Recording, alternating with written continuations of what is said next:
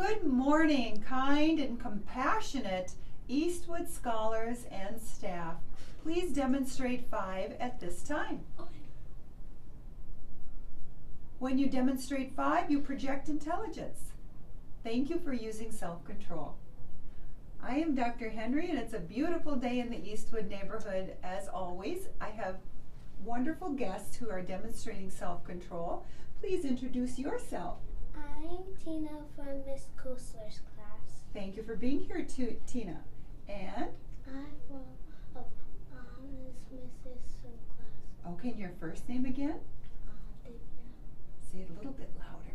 Debia. Dabiel. So we have Tina and Dabiel. Introduce yourself. I'm Virgil from Mrs. Lundgren's class. All right. And I am Mrs. Lopez, EL teacher. Thank you for being here and showing courage. It takes a lot of courage and self-control to be on the announcements. Now, Tina, behind me I see this wonderful map, and lots of students wrote all about me. Can you tell us, where were you born, and then show us on the map? Where were you born? I was born in Africa, and it's right there. Okay, wow. Long way away from North Dakota in the United States. And would you tell me your first name again? Debia. Dibia. It's hard to pronounce. Dibia. Did I say it correctly?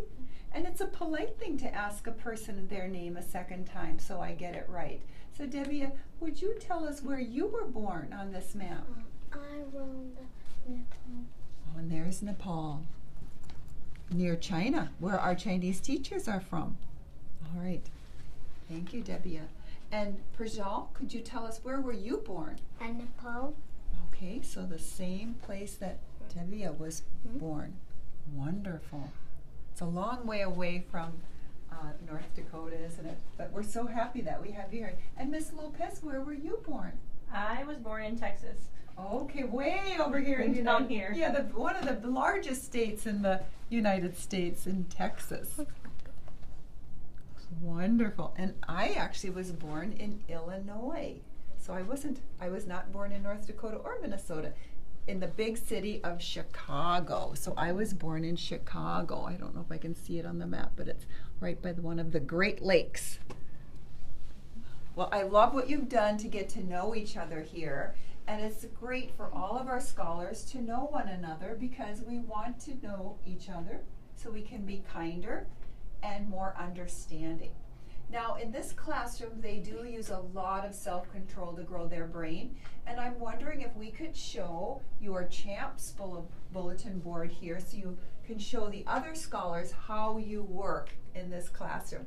So if we walk over here then, Miss Lopez, would you and your students tell me about the CHAMPS bulletin board and the actions that you actually put into place as you're working? What do your students demonstrate? So first of all, the activity would be what?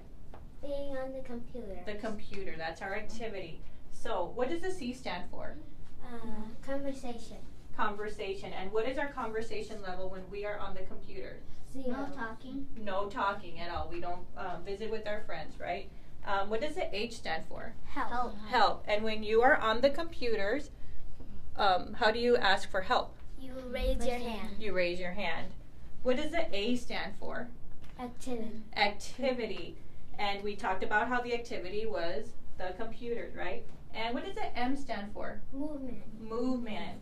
And what kind of movement should you be showing? Self-control. Self-control. Should we be moving at all? Nope. Nope. Our picture lets us know that we should not be moving. We don't visit with our friends. We stay on the computer on task. What does the P stand for? Participation. Participation. And what does the participation look like when you're on the computer? Looking at the computer and the listening. Looking at the computer and listening, that's right. And sometimes it'll tell you to respond, and when you respond, what kind of level voice should you be using when you're on the computer? 1 or 2. A 1, or yeah, sometimes if you're just listening, it's a 0, but if the computer asks you to read back, you should be using a level 1 voice. And what does the S stand for? Self-control. No. What does it stand for? It stands for success. Success. And if we are following all of these expectations, then you will show success and you will look like champs. And they are champs. And I would say, Prajal, if you have success, you have self-control as well. So I think that was a good statement as well. So way to go, students and scholars, for showing us about champs so we can all learn. Now let's go on back this way by our wonderful bulletin board of the world. And we are going to all have our scholars stand and join us for the Eastwood Pledge. So here we go. I am a proud Eastwood Eagle. I demonstrate self-control. I have integrity. I feel empathy and show compassion. I am an upstander. I work and play by the rules. I am respectful. I persevere. I choose to do and be my best. I pledge to see the best in others. Effort makes the difference. And our greatness cheer? Picture my greatness. Picture your greatness.